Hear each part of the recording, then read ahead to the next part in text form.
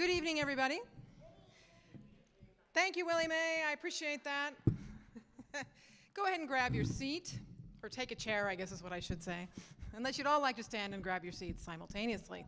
That might be entertaining. Thank you all for being here tonight. My name is Liz Warren. I am the director of the Storytelling Institute here at South Mountain Community College. Thank you. Thank you very much. And I am really delighted that you are here for this program, our first Myth-Informed program of the year. I have to apologize for the PowerPoint when you saw the little red death head skulls instead of people's names. That was evidently the font not translating to our theater manager's computer up there. So you will see, if you haven't already seen them, you'll just see death heads where there was supposed to be this beautiful font saying things like the title of the show and people's names and things like that. But you will be hearing people's names. You'll be hearing people's names shortly. If you have a phone with you, as I do, I'm going to turn it down right now. And if you would do the same, that would be great. The format for our program is going to be about 90 minutes. Harriet and Laura will tell for 45 or 50 minutes, and then they will take questions from us.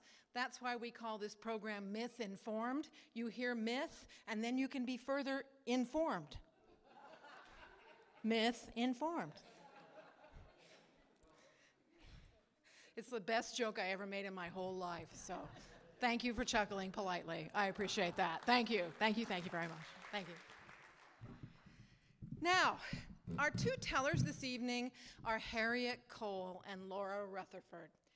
Harriet will be telling the stories from the Norse tradition, and Laura will be telling the stories from the Celtic tradition.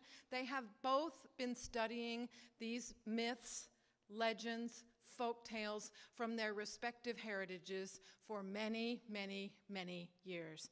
They have a depth of knowledge on these subjects that is remarkable and enviable. These women know their stuff. So now, if you are ready, I am going to turn the program over to Harriet and to Laura. Welcome.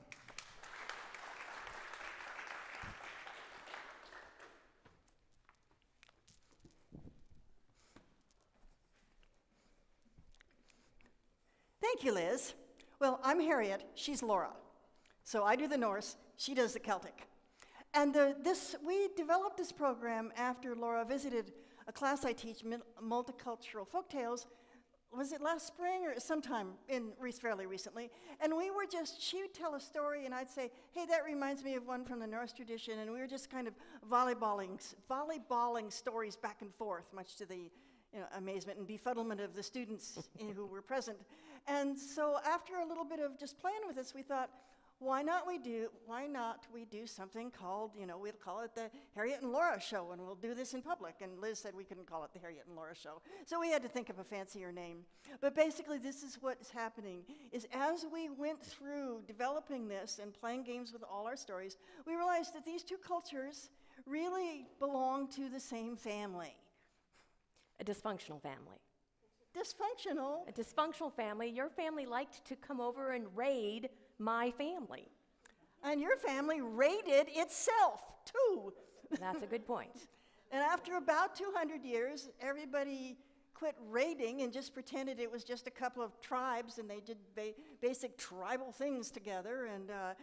But one of the things they clearly did in addition to intermarrying and trading their children back and forth as hostages and all those good things, is clearly they told each other stories. And so it is with the stories that we are going to start tonight. All right, I'm going to start first. So tonight's program was called Warriors, Women, and Fools. And I'm going to start with the most important of those. That would be the women.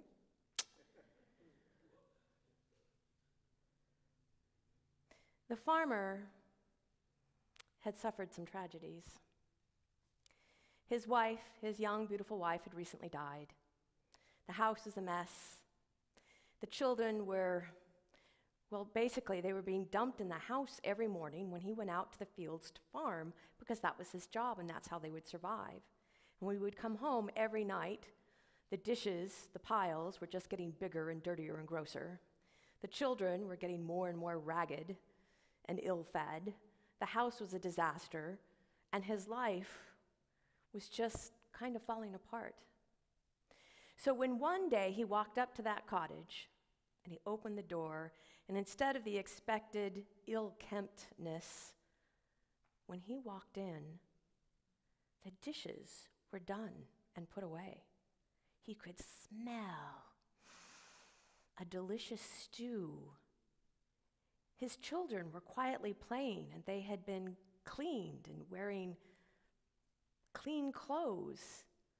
And even stranger, there was a beautiful woman sitting in his kitchen, which has not been the case when he had left that morning. When he came in the door, she stood up. She walked over to him. She gave him a gentle kiss on the cheek. She led him gently to the table and served him stew. And when the evening was done, she took him by the hand and led him to their bedroom. Well, the next morning, she declared herself to be Makkah, and that they were now married, and he was not stupid. So he said, yes, we are.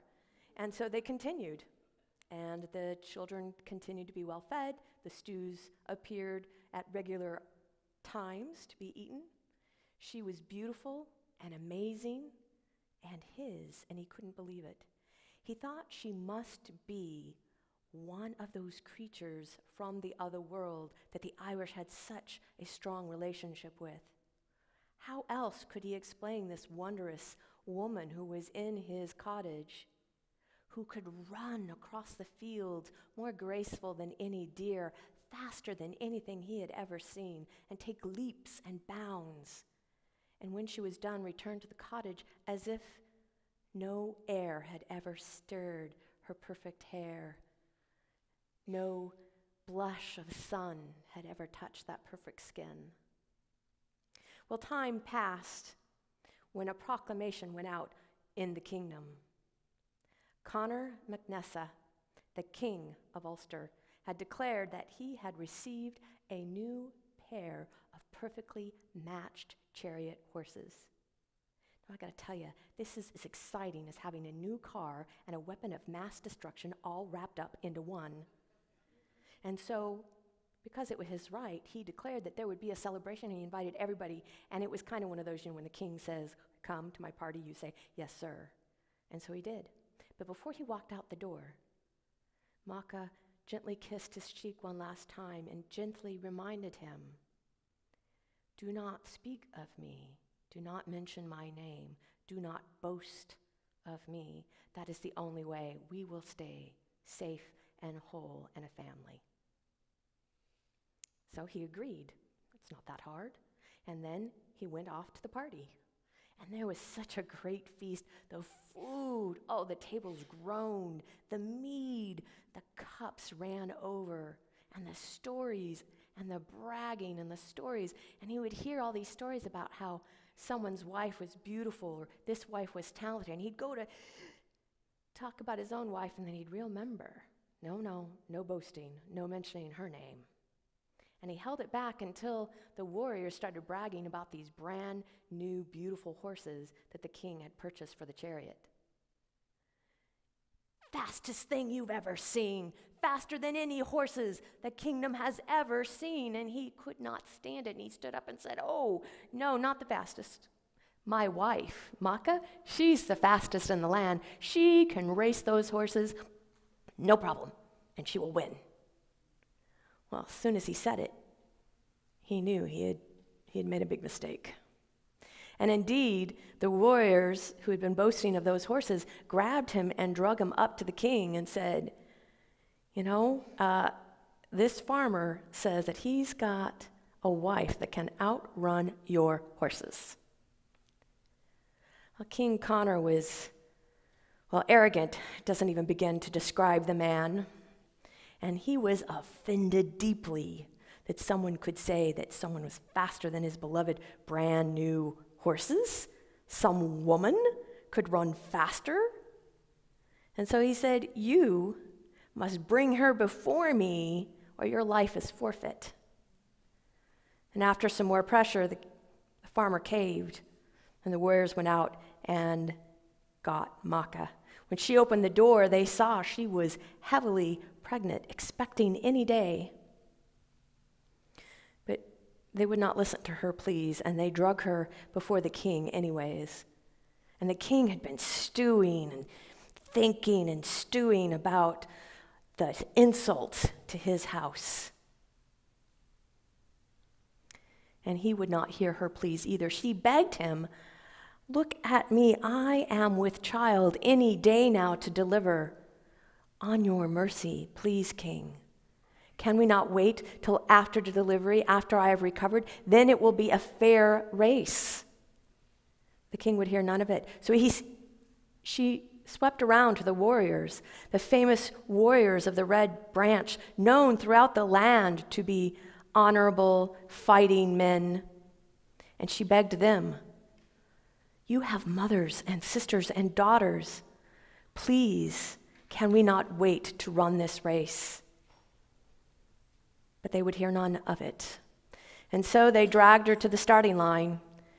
And there was something about her that made the king a little uneasy, and so he decided he would strip all that would make the chariot heavy off that chariot. They pulled off all the gold and the jewels. They took off all the weapons, till all that was left was barely a plank on some wheels. He dismissed his charioteer. Only he would take the reins in this race. And at the start of the race, they both leapt from the line, racing neck and neck and neck, even though Makkah was heavy with child. And in the middle of that race, she began to hold her stomach and scream, moaning because she had gone into labor. Screaming and moaning, now the warriors who watched this race began to grow uneasy. The sounds coming from this poor woman were so horrible. And indeed, when she just nudged those horses by her belly to win the race, at the finish line, her children were born, twins, to lay on the ground dead. She picked them up, swaying from the exertion of the birth, swaying from the exertion of the race. And she looked Connor McNessa in the eye, and she said, "You are cursed." She swept her eyes to the whole audience, and she said, "You are all cursed. Every man of fighting age is cursed for 9 generations. For 9 days when you are in most need, for 9 days and 9 nights, you shall feel my pain, the pain of the birth pangs." And with that, having scooped up her children, she leapt away, bounding, bounding, bounding, and was gone, never to be seen again. And indeed, in times forward for 9 generations, when they were needed most, those warriors, the descendants of those warriors, would have the birth pangs. They renamed the fort Emin Makkah, so that no one would forget. That is the story of Makkah and the birth pangs of Ulster.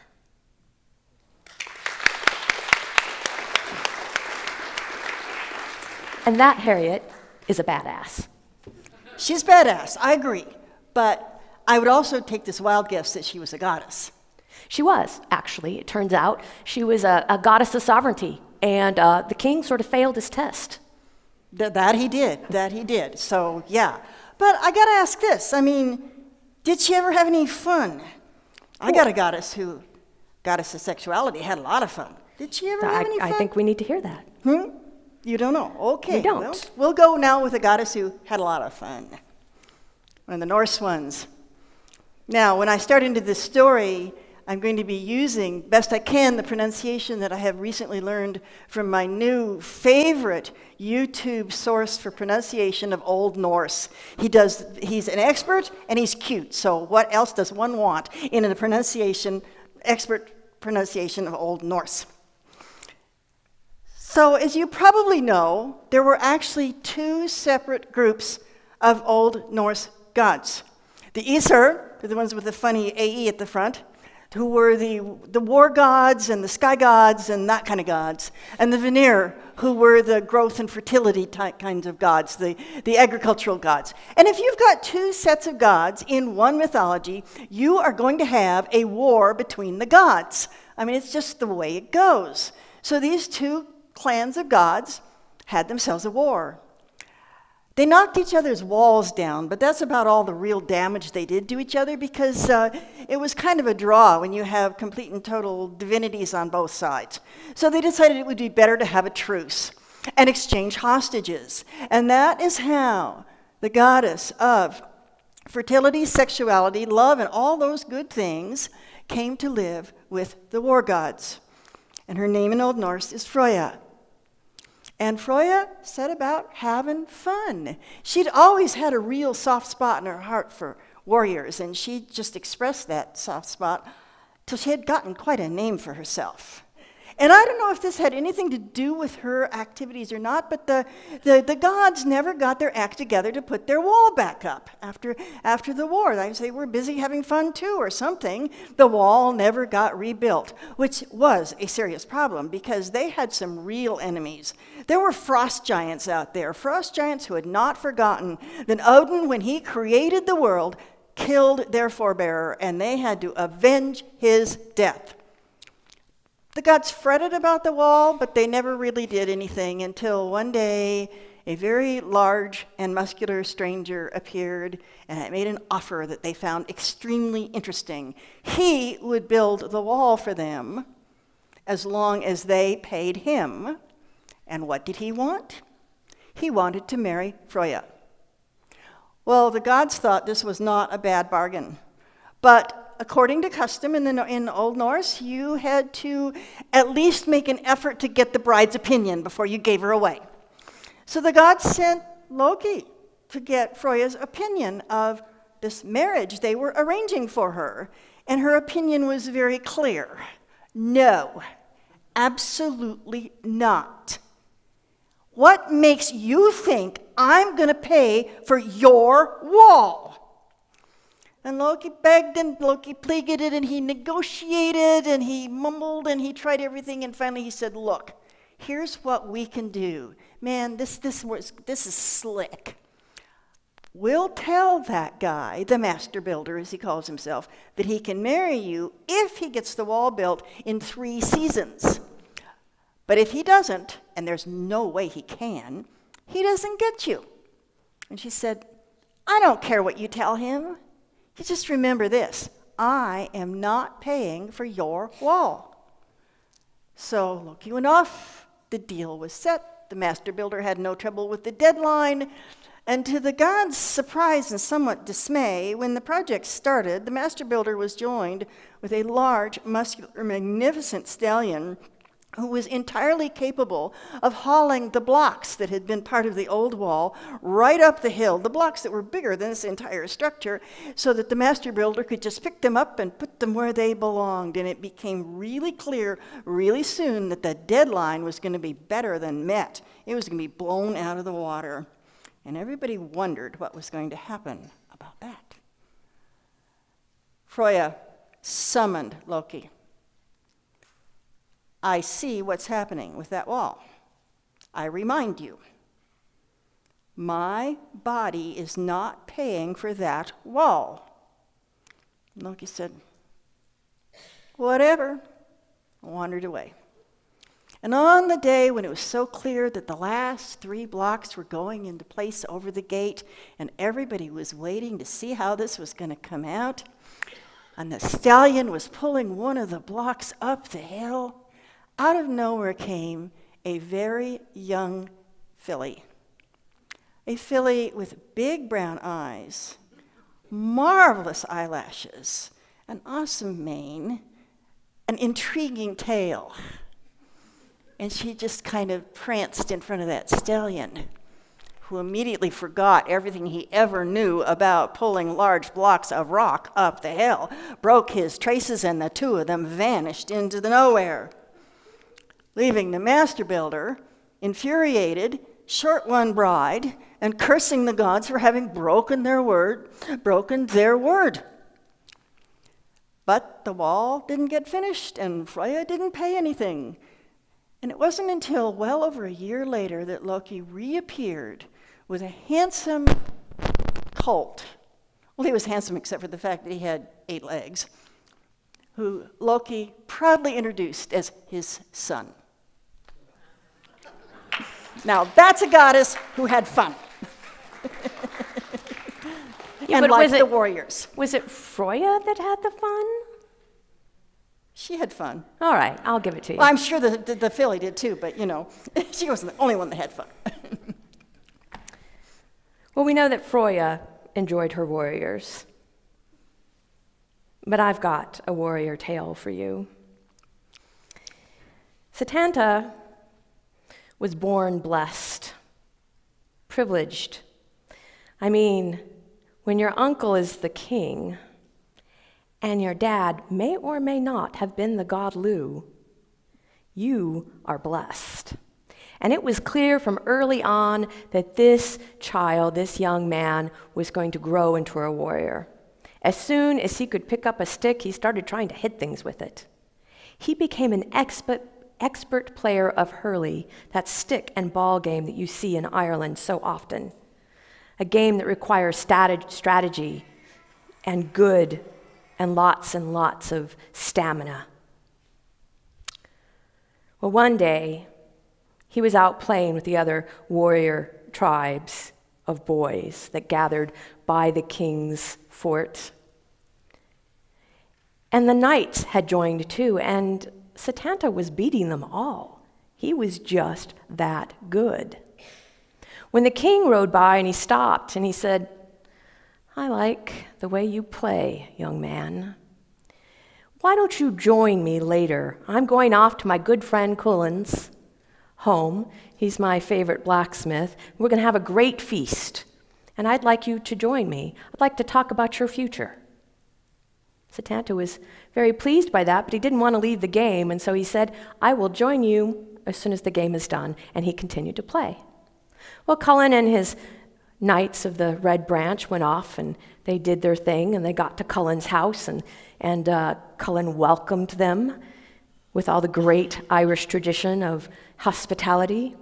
They had food and drink, and when Cullen asked, "Are we all here? Has everybody joined the party?" the king had completely forgotten that he invited Setanta to the party. He said, "Yes, we are all here." And so the smith closed the gates and released his giant, fierce hound.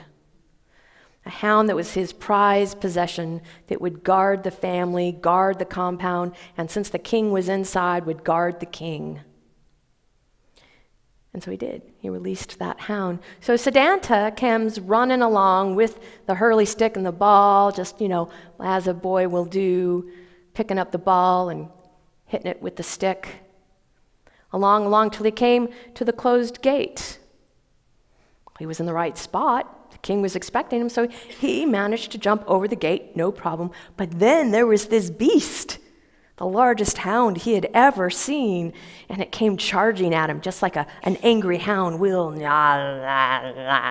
And so he picked up that stick and the ball, and he put, whoosh, and that ball went right into the hound's mouth, down his gullet, and killed him dead. Of course, there was a great commotion over this.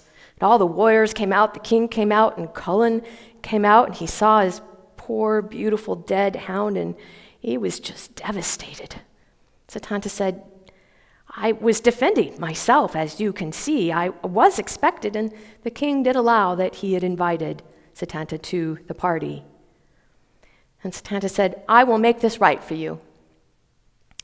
I will be your hound. I will stand guard over your compound, and I will help raise the next hound that you have to be your next guard dog. And the king said right then and there that your name is no longer Setanta. Your name is now Cuchulainn, the Hound of Cullen.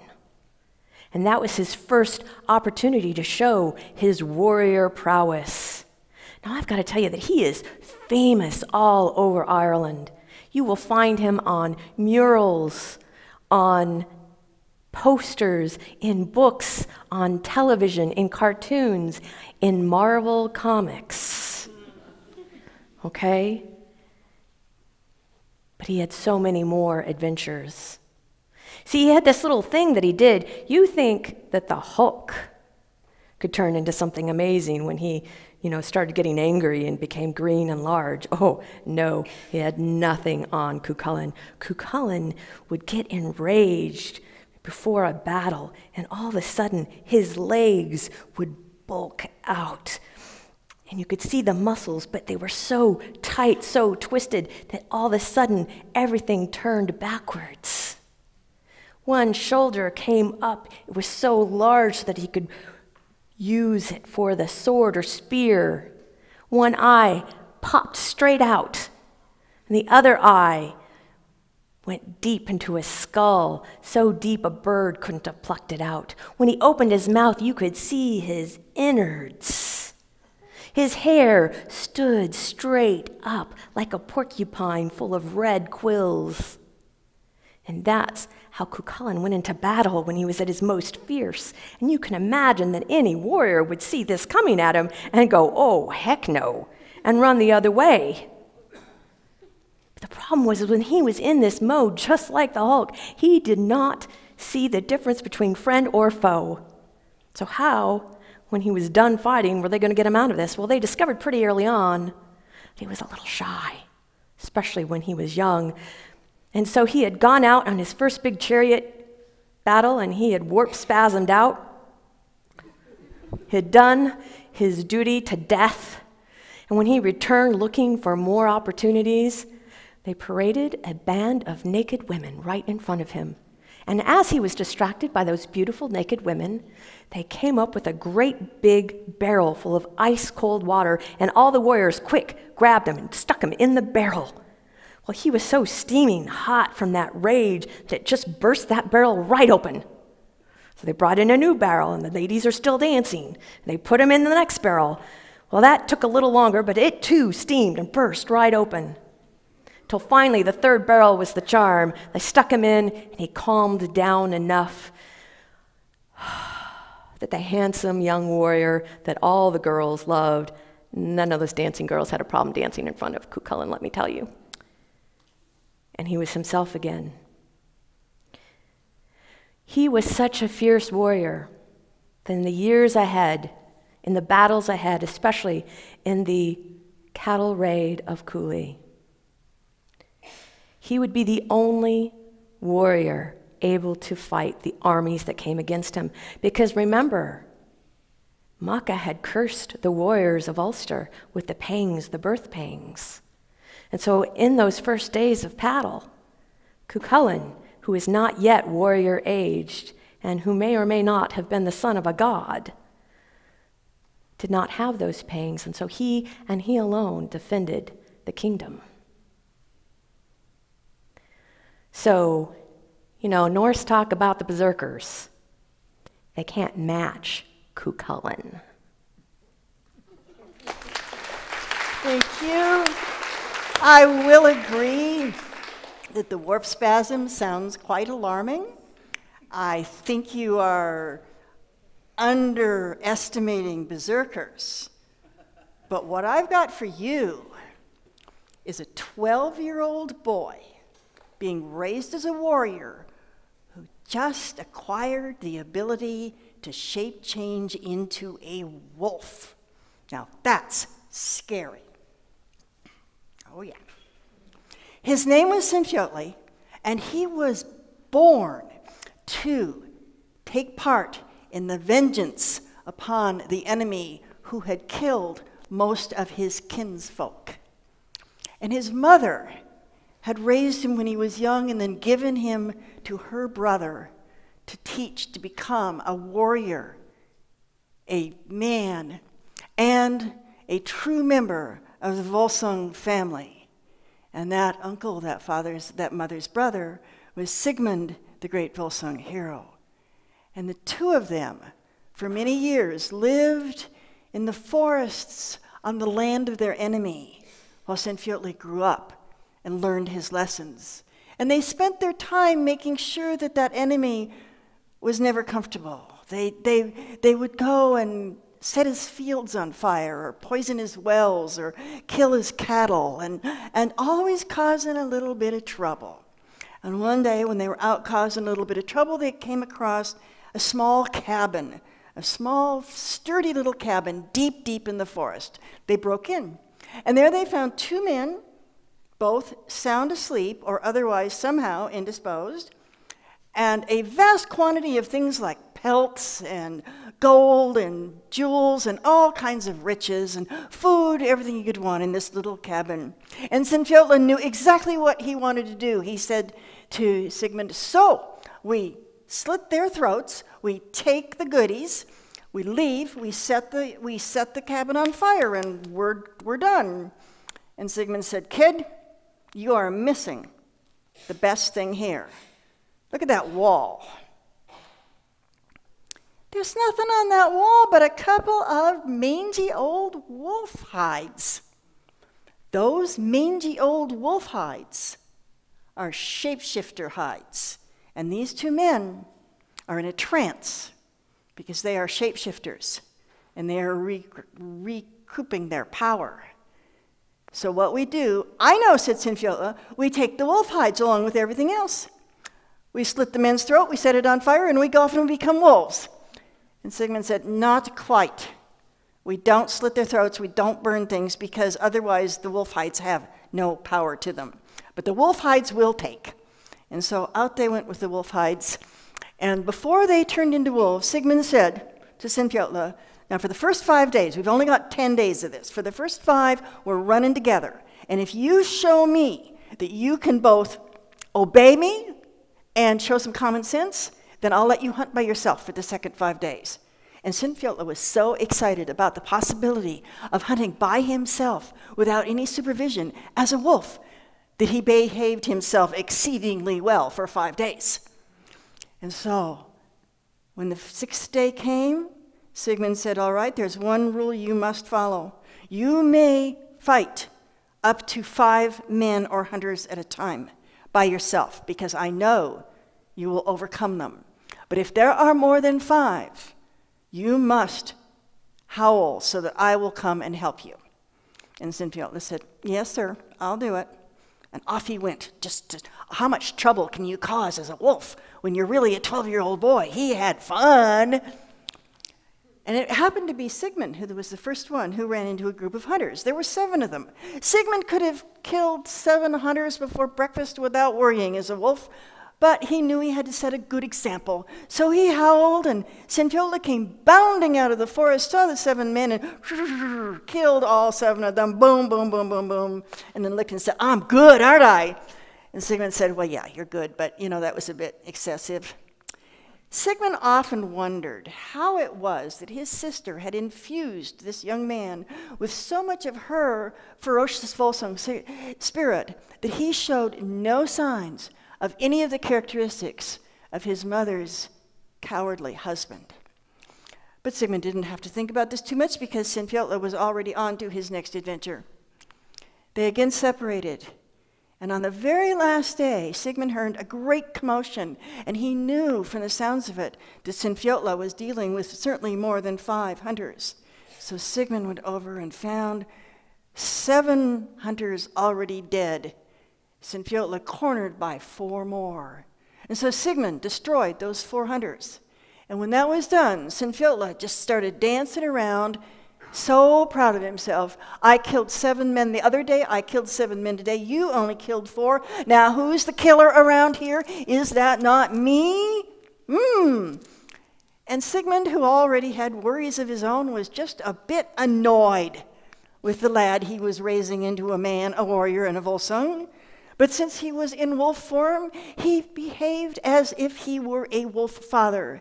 And he rolled that noisy puppy over on his back, and he intended to simply nip his neck as a way to give him something to think about, but he forgot his strength, and he ripped open Sinfjotla's windpipe. And Sinfjotla died. And Sigmund began to howl, first for just the grief of loss, for the plans he'd had, the hopes they'd had, the reasons Sinfjotla was part of his life.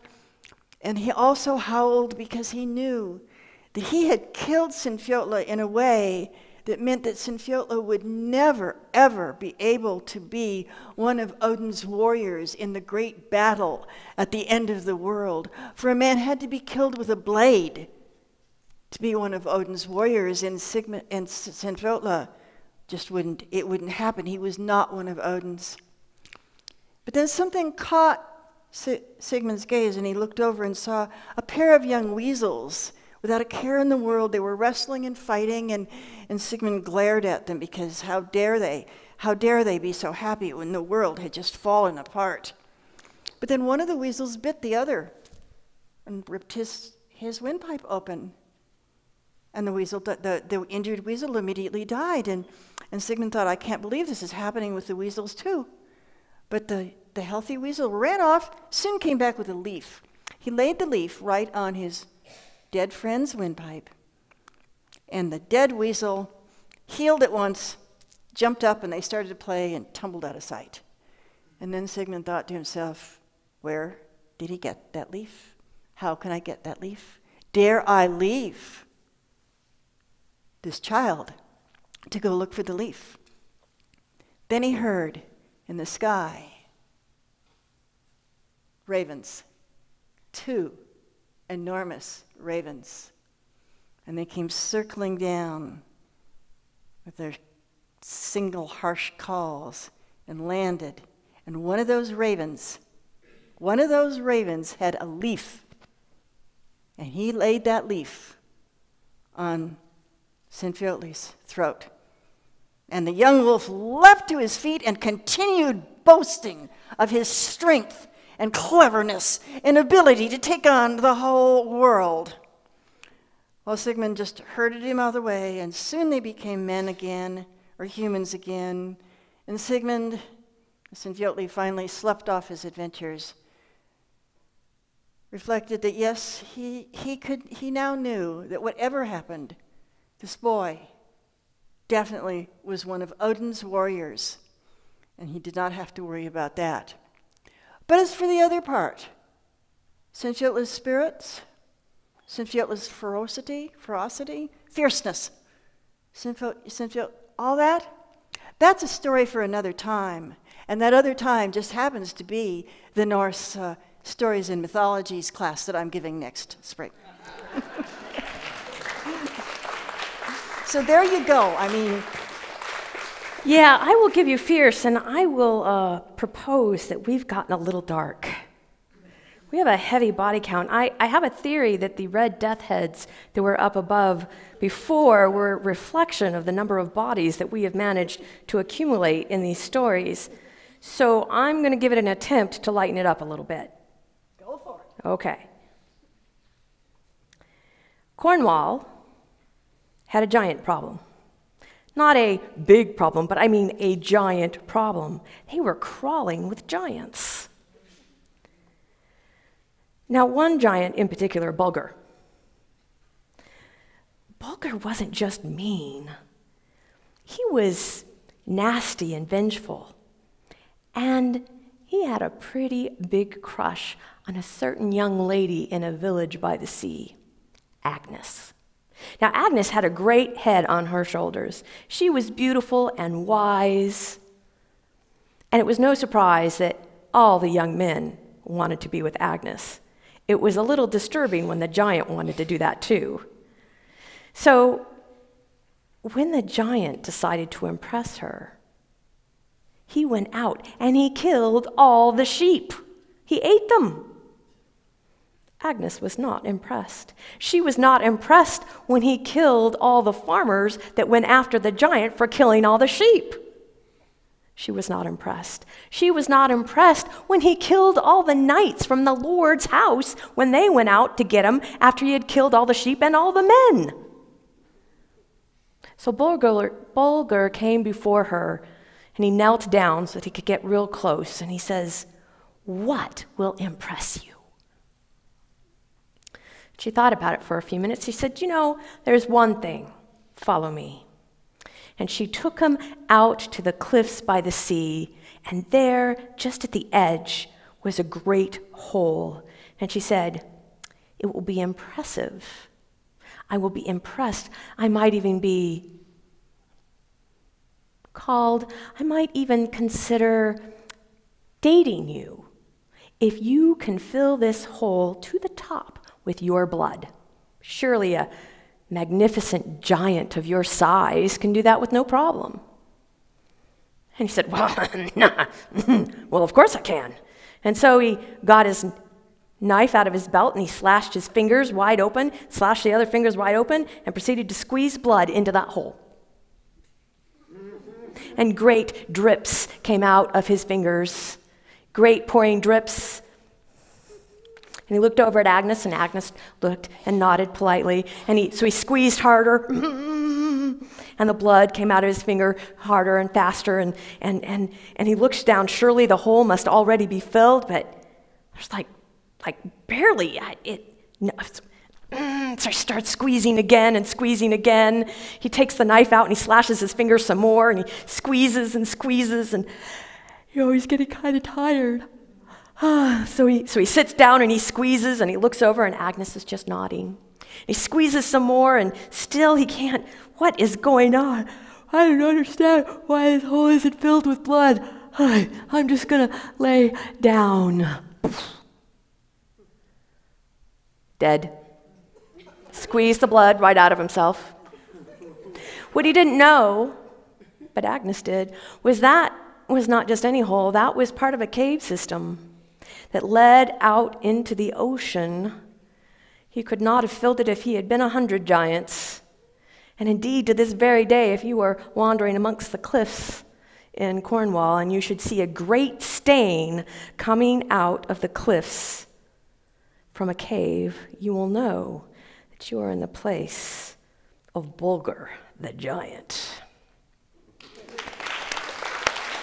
That is so gross. Ew. And may I point out that none of the Norse stories kill sheep. Your story just decimated a bunch of totally innocent sheep. It did. I don't even feel bad about it.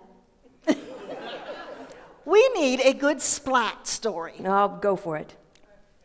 Okay, a splat story. This splat story comes from Iceland, where there were an old couple who were extraordinarily and pathetically poor. So poor they had no fields, they had no cow. Men had to go out and hunt and fish to just bring home a few calories and to trade for a bit of wool so that the old woman could sit and use her drop spindle and spin a bit of wool to make them some more ragged clothes. It was sad and it was pathetic, but they had one item of value, an item called a spindle whorl, which is the weight at the bottom of a hand spindle that gives it the inertia to keep going around and keep twisting the thread. And hers was made, for some strange reason, of pure gold, and it was the pride of her life. But as she spun, something went wrong. It always does with a drop spindle. And the spindle landed on the pavement, and when she went to pick it up, the whorl had not been knocked loose, and it rolled away down the hill like a fat little golden tire, and it went up the next hill, which was a mound where one of the hidden folk, a gentleman named Kittus, lived. And then it vanished, and she knew exactly what had happened to it. Kittus had snatched it up, and she would never see it again, and she was still crying when the old man came home. And when he heard the story, he said, "Don't worry, I'll fix this." And he picked up his cudgel, and he marched down, and he went up on that mound, and smack, smack. And from inside, Kittus called, "Who on my mound does pound?" 'tis your neighbor up the hill. My woman's whirl must be found. And if it's not, what's the bill? I think I would like a cow that gives 3 gallons of milk every time it is milked, because it's impossible to have too much milk. Very well, take your cow and go away. And there was the cow. The old man took the cow up. The old woman milked it, 3 gallons. They drank it. They had a wonderful time there for a little while, drinking milk, and they were so full. They hadn't ever been that full in their lives, but there came a point where they had to agree that there is such a thing as too much milk.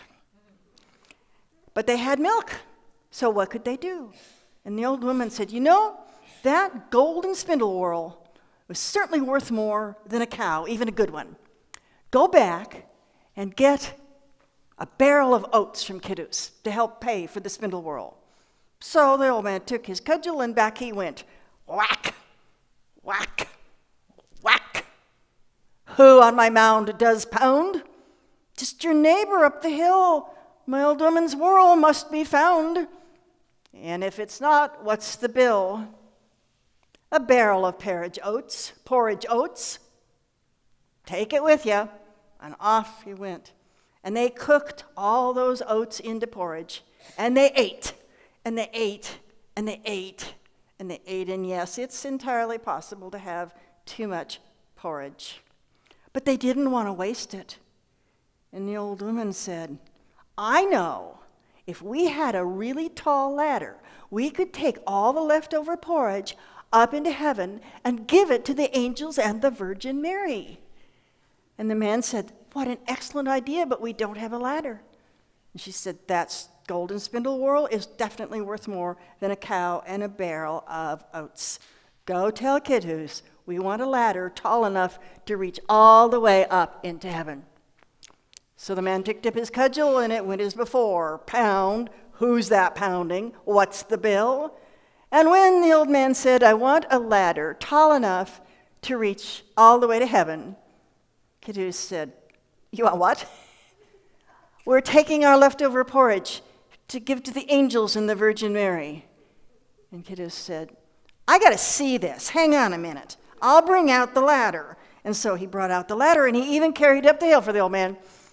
And watched as they set it up, and watched as they started their climb, and up they went. It was hard. The ladder kind of swayed. The porridge was awkward. They were kind of hanging on to each other, and Kiddu's just going, it's not going to work.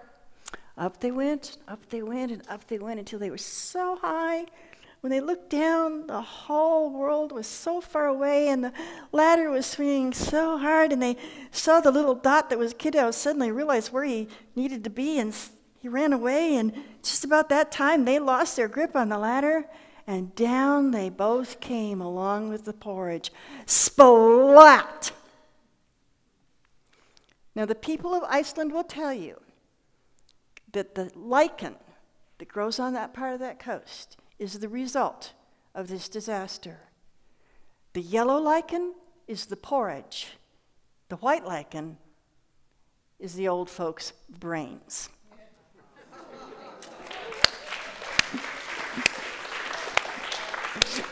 So there. Lovely. All right. I'm going to raise you one. In Scotland, let me ask this question first. Are you fans of strawberry jam or strawberry jams? Can I see some hands who like strawberry jams? Good to know. There was an old woman who was raising her grandchildren because their parents had died tragically in some plague that came along from time to time. And even though they were the poorest of poor, the surrounding neighbors loved them because this grandmother was raising them right, as grandmothers often do. She had raised them to be polite, to ask politely when they needed something, to say thank you when they received it. And when they were accepting the generosity of those neighbors, as they did have to from time to time, they were raised to know when to say enough is enough, to say thank you, we have enough to go on. and to not accept any more of that charity. Now, they lived in a very small hut, and they scrounged through the lands. They would gather some wild flax, and they would pound it and create thread, and they would sell that. They had a teeny tiny nanny goat that would give them just barely enough milk to go on with. Grandmother would go out and collect sticks for firewood, and she would sell that when she could. And they were living just barely on the edge of disaster. So one day when the nanny goat had decided she had had enough of enough, and she pulled her string and she headed into the dark woods, well, the children had no choice. They had to follow her. But there's a problem. You see, the woods were a known home of the other folk, the good folk, the fairies. You did not enter those woods without permission. And so they came to the very edge of the woods, and there was a little curtsy from the little girl and a bow from the boy.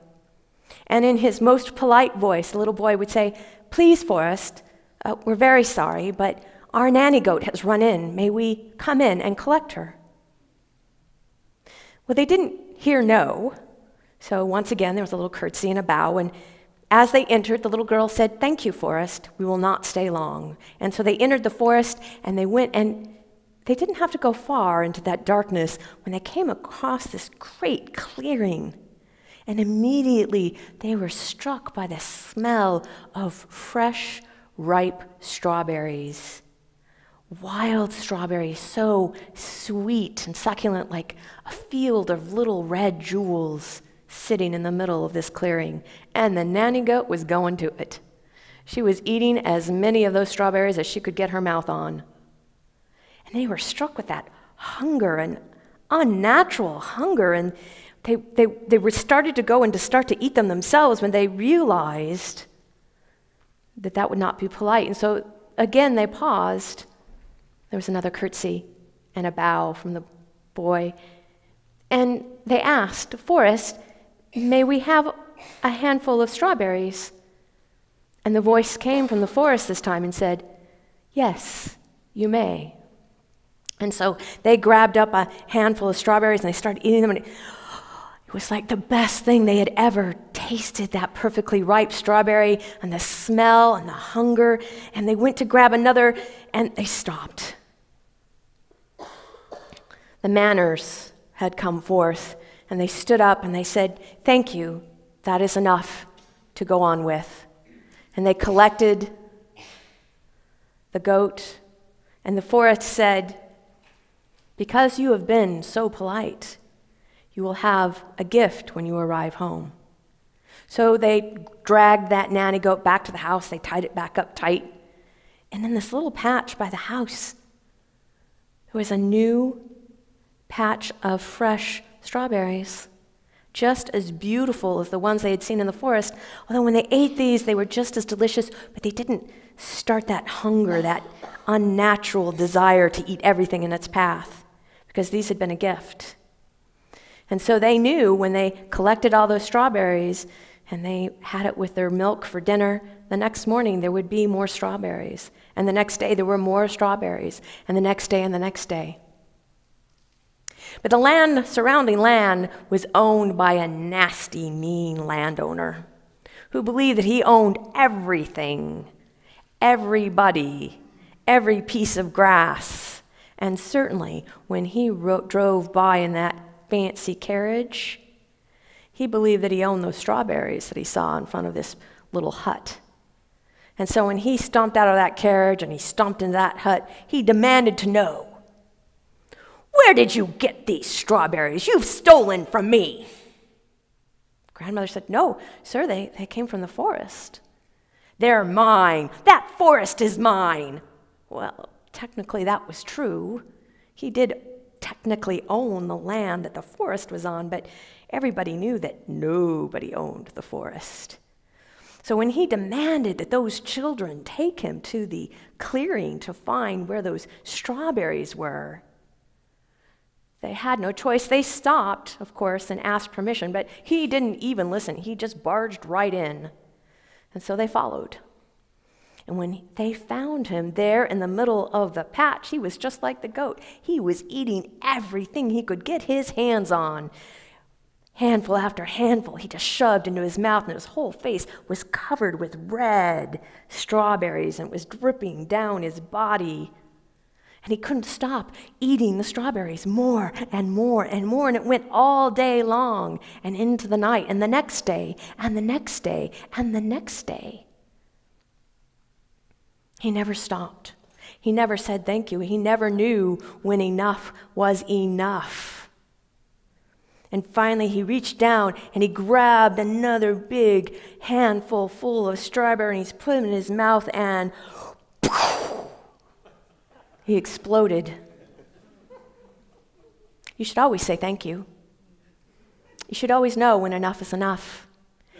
And now, my friends, tomorrow morning when you enjoy your breakfast, you will know where strawberry jam came from.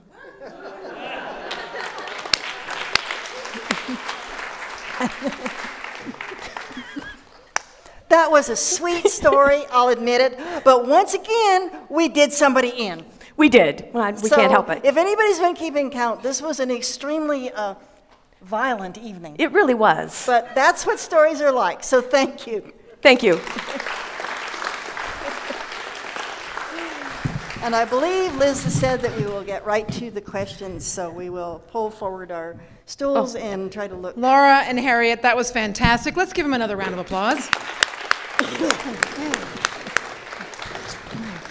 Before we turn it over to the questioning, I'd like to say that both Laura and Harriet are graduates of our 30-credit academic certificate in storytelling.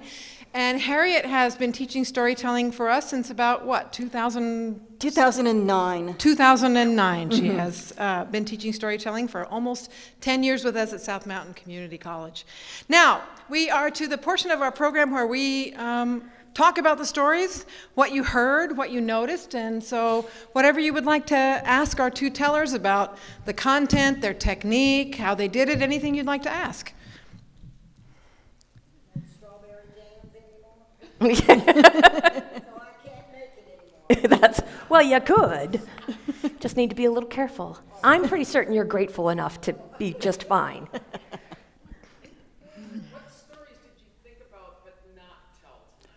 Oh, That's a good question, the Terry. outtakes. You know, I have a signature story called Deirdre of the Sorrows, and I thought about putting it in, but I tell it often enough that I decided I should kind of keep it in my back pocket. It too, though, was about that stupid king, Conor McNessa. He's not my favorite king. If you didn't get that, impression, he was pretty much a idiot from the beginning. So, but that's probably mine that I didn't tell. Well, and I was going to introduce with a carefully chosen slice of Norse Celtic history, but it got so confusing that I was confused and Liz was confused, and so we decided that we would just drop that into the later pile for some other time. So, but I thought about a lot of the Norse both folktales and some of the mythic material, and just when we were trying to match themes. So, Yes, sir. So from that, I kind of assumed that you kind of mapped this out. Yes. mm-hmm. We're good, but we're not that good. Yeah, right. Do you want to talk a little bit about that? How did you put it together? How did you decide what went first, second, et cetera? We knew pretty early on that there were sort of some themes that we wanted to sort of hit. When she told me a little bit about the Gormley story, which is the story she ended up putting it away, we thought, what would match after that? And so I was looking for a goddess figure or that would sort of give you a taste of the time. And so then I thought, well, there are lots of amazing goddesses to choose from, but I really appreciate that story about Maka. So that's kind of how I kind of came to that. And then once I told that I wanted to do that, then she kind of... Yeah, I went off of that one because then once we were in goddesses, the Norse don't have a huge selection of goddess stories. Most of the stories that survived are the warrior types, but this particular one with the building of the wall and who's going to pay for it and all that just seemed to like say, me, please. And It's good to know that somebody else has a problem with that. You know. Yeah. Well, it's universal. So and that's a fun one to tell more from the point of view. It's often told from the point of view of the master builder who's all upset and heartbroken. Although, to tell you the truth, he was one of those bad frost giants, so he was trying to fool them. But so the business of just letting her personality come out as she moves in with all these uptight war god types and just kind of loosens them up one way or another is kind of fun to tell. Yes, sir. What's your research process to learn these stories? Or do you just tell the story and that's it, or do you do a lot of research? We do. Well, I have a relatively decent size of Celtic repertoire because that's my specialty. But I will tell you that the Setanta Cuchulainn story is relatively new to my repertoire, as in tonight. So that one did require some research. I consulted with Liz. I did some research in some of the Celtic storytelling books that I already have, some online research, trying to put the pieces together so that I could get from Setanta as a young boy to Cuchulainn to the warp spasm, because I really wanted to get to the warp spasm, and so I had to find a way to kind of string almost 3 different stories together in such a way that I could get where I wanted. So, and that's my process. And I needed the warp spasm so I could bring in our youthful and very impulsive shape changer. And it's almost hard to describe my research process at this point, because what lies behind every time I now tell stories, especially from the Edda or the Saga material, is I did that as a project in sacred storytelling when I was working on my academic certificate when I was a student here. It became the focus of my master's thesis when I got my master's in humanities at Prescott College. It's something that I've worked at for so many angles that for me it's a matter of going, oh yeah, I remember that piece, and we'll put it together this way, this time. So for me it's moving through very, very familiar territory, but I always go back to the original text or the translations of it, and I always go back and remind myself of where the roots of the story are before I take it off into flights of fancy. You have to dust them off sometimes and review. Yeah. So the short answer is years, Basically. basically, years. Yeah. I'm just going to add a little bit in there. Our roots as a storytelling institute are in traditional storytelling, folktales, myths, and legends. And so when people get serious about storytelling, we always urge them to go deeply into the culture or tradition that they want to be telling from, so they know as much about it as they can. And Harriet, have you ever been to Scandinavia? Oh yeah. Yeah, and Laura has been to the Celtic countries many times. So they've visited the countries, they've been researching them for years, they've been telling them for years, and that's not uncommon for students in our program. And I'm always delighted when I find something new, which is why I pointed out my new go-to Old Norse pronunciation guy on YouTube. He's actually, I'm spacing his name, but he is a full professor of Old Norse and Norse mythology and stuff like that, now at the University of Colorado Boulder, but he was at Berkeley before that.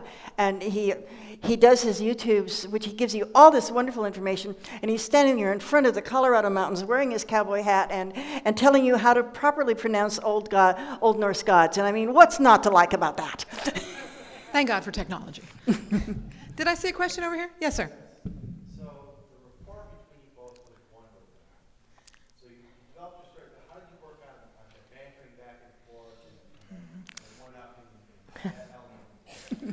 We've been friends a fair number of years, so when we came up with this, we thought we've come up with several, and someday in the future you may see some of these ideas. We thought about dressing up in very prim and proper suits, and and drinking tea and coming up with these really gruesome stories. So we bantered that back and forth for a while. Yes. And we decided we're going to save that for some other show.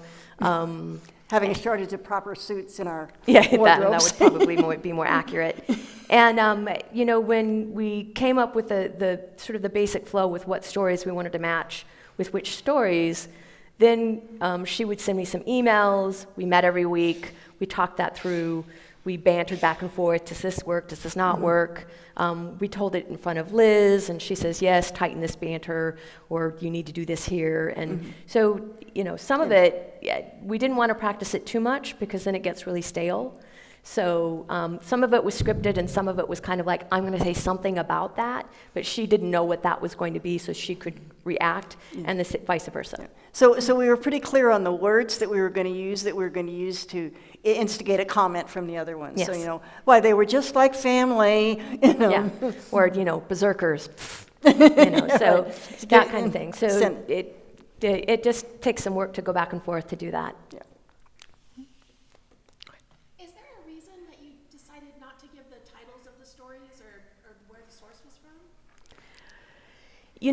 When you're in the middle of a show like this, I think if you're telling multiple stories, it detracts it a little bit. I know that for you as students who need to write down what those stories are, I can understand where that's a little frustrating. So I don't even know that we made a conscious decision. We sourced them a little bit. I tried to tell you, like in Cornwall there was a, or in Scotland there was part of the problem too is that you can source those stories, but the countries have changed 100 times since they first appeared out of the mists of time. So I can say Ireland, but it really wasn't Ireland. It was, there was Ulster and there was all these different places. So that's part of it, and rather than getting deeper into that, we wanted to tell stories rather than do more of that academic piece. Would you say that? And many of the stories that we do, especially in a setting like this, are not, they haven't come from just one written source. We've done a lot of the Norse material has been written down in various different places, both as poetry and as prose. And so I've taken, as you do with the Celtic stuff, I've taken a bunch of them and actually crafted what is basically my version of this story. So in one way, as I can say, I am my own. When I'm standing up here and with who I am my own source. That's what really all that important. research is about. These don't exist anywhere but what you just heard. They created them from a variety of sources. So you wouldn't be able to go to a single book and find any one of those stories. Yeah. Doug. Yep. Oh, sorry. Go ahead, Doug. When you were doing the banter about historically, your people, the Norse, attacked the Celtic people in Ireland, I'm curious to know if when there was this mashup of two cultures and folklore traditions, did one affect the other? Can you see how it's changed after these two cultures? There are a few places where we can very clearly see these stories are clearly related, and a lot of the themes are related. And the way the two cultures mashed together was the part that Liz wouldn't let me tell because it was way too confusing, the way I told it. And it was time to leave it alone. But it was a matter of intermarriage. It was a matter of capturing each other's family members and turning them into servants and slaves, and listening to stories. And there's one story in particular which didn't get fit into this because it just thematically wouldn't, in which this Irish tale of the last of the Norse who knew how to make something called heather beer, which was just the most marvelous and wonderful beer ever in existence. And there were two Norsemen, a father and a son, and they had the secret. And the Irish went to the Norse and said, "You've got to give it to us." And the father said, "I'll tell you the secret when you kill my son." And the son said, "Go ahead and kill me." And once the son was dead, the father said, "Now that you've killed my son, I'm not going to tell you anything." And this is exactly pulled from the central theme of the Volsunga saga. So there are places where there's a really strong echo that says, yeah, these people were telling each other stories. Yeah. Sir? Yeah, I don't know if it's not something that's done in verbal storytelling, but the names were all unfamiliar to me, so I was curious, well, how do you spell them if I ever wanted to look it up? Names are the bane of our existence. In both of our traditions, which is why a lot of times When I'm telling, like, I didn't tell you the farmer's name. I didn't get bogged down in some of those names because they're multi-syllabic when you see them, and then when you actually say them, they're very simple. For example, Connor is pronounced Connor, but it's spelled like Conchobar, like it's Conchobar.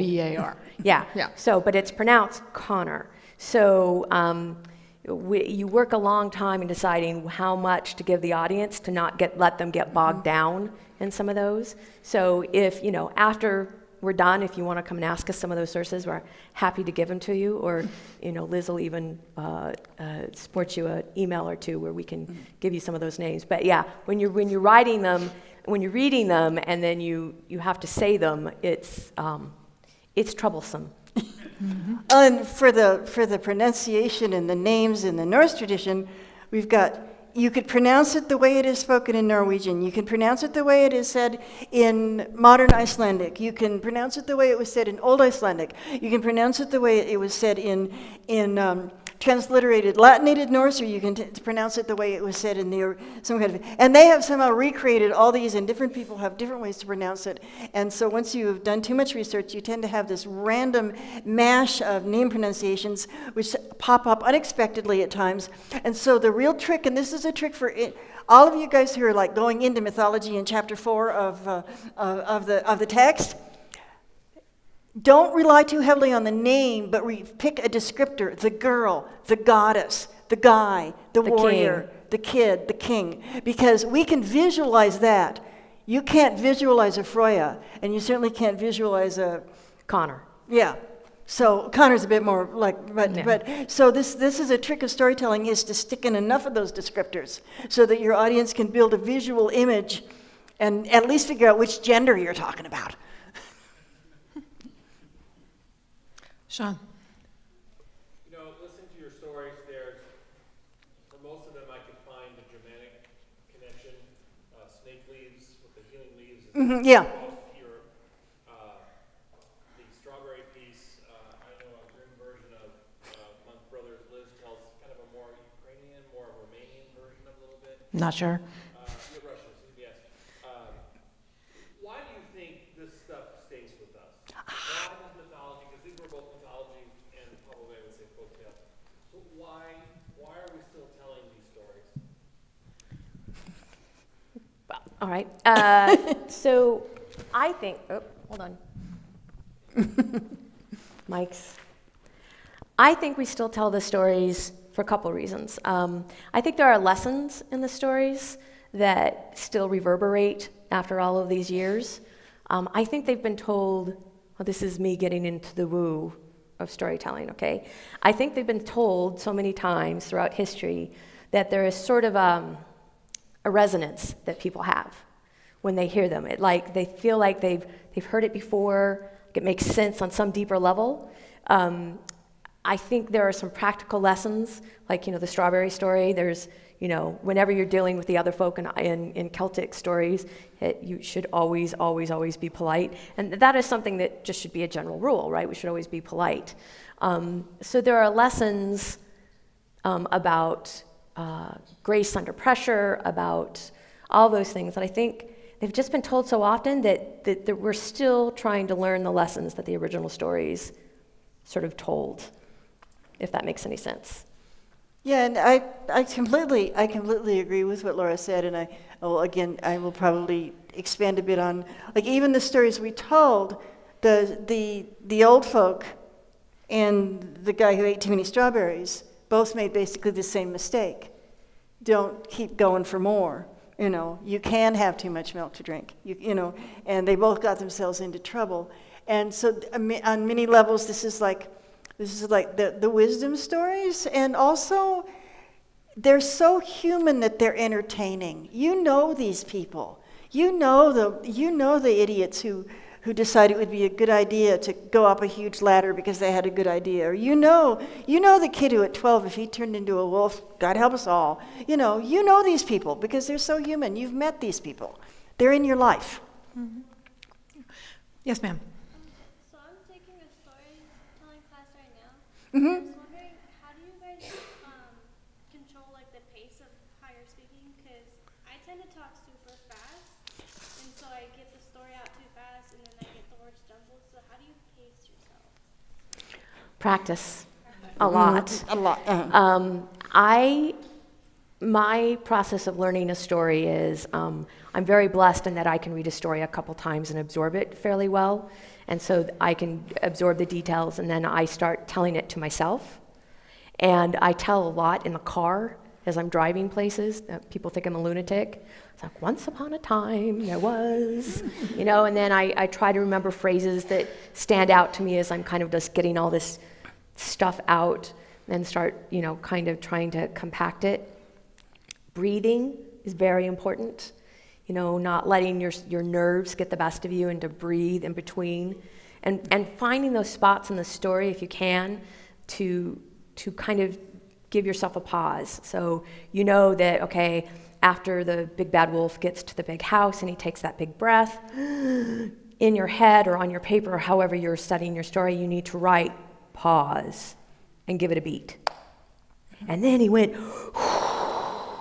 right? So that you've given yourself that moment to kind of slow yourself down and to breathe. And if you do that enough times, you'll start slowing down. It's just practice and experience, and your teacher, throwing things at you to tell you to slow down. And we ask them to do that, throw things at people. Yes. And the better you know the story, the more you're going to be able to slow down. And of course, when you're first learning your first stories, your biggest worry is, am I going to remember this whole thing all the way to the end? And I had the theory at the very beginning that the faster I talked, the sooner I'd get to the end, and the more likely I would to remember the whole story. And actually, my teacher was very kind. He did not throw things at me, but that's why he's allowed to still allowed to sit in the front row. But just experience is part of it, and after every story that you tell, spend a little time with yourself and go, okay, what did I like? That's always very important. And then say, okay, but what might I want to do differently? Or if you hear somebody tell a story and they do something you think is real cool, well, how could I copy that? Because you're totally allowed to copy other storytellers' techniques and play with them, because you'll make them your own. Thank you both. All righty, I think we're about ready to bring this to an end. I think that many, if not most, of our audience here tonight are students in storytelling classes. If you're in a storytelling class, would you raise your hand? That's great. Oh, you got a nice collection. Right. Yeah. Thank you all so much for being here. And as I'm looking around the room, I realize that we have storytelling faculty from 4 other colleges here tonight. We've got Joseph Swaba from Gateway. Give him a round of applause. We got Mark Goldman from Glendale Community College. We got Kathy May from Phoenix College. And I don't remember your name. Nicole Price from Estrella Mountain Community College. And of course, I would be remiss not to point out that we have several of our South Mountain Community College faculty here tonight. There's Sylvia Torrey back there in the back. Doug Bland down here in the front. And of course, Harriet is on the faculty as well. So thank you all so much for coming. Yes, Harriet, bravo, bravo. Thank you all so much for coming out tonight. Our next event is on November 7th. It's our annual Stew and Stories production. It'll be over in the library. It will feature 3 Native American tellers and stew and fry bread. And it is free, people, free. Stew and fry bread from Emerson's Fry Bread. They bring a big truck around. The fry bread is always hot. 3 fantastic tellers. 6 o'clock on November 7th. So hope to see you there. Thank you so much for coming out. How about another round of applause for our great tellers? See you next time. Thank you, everyone.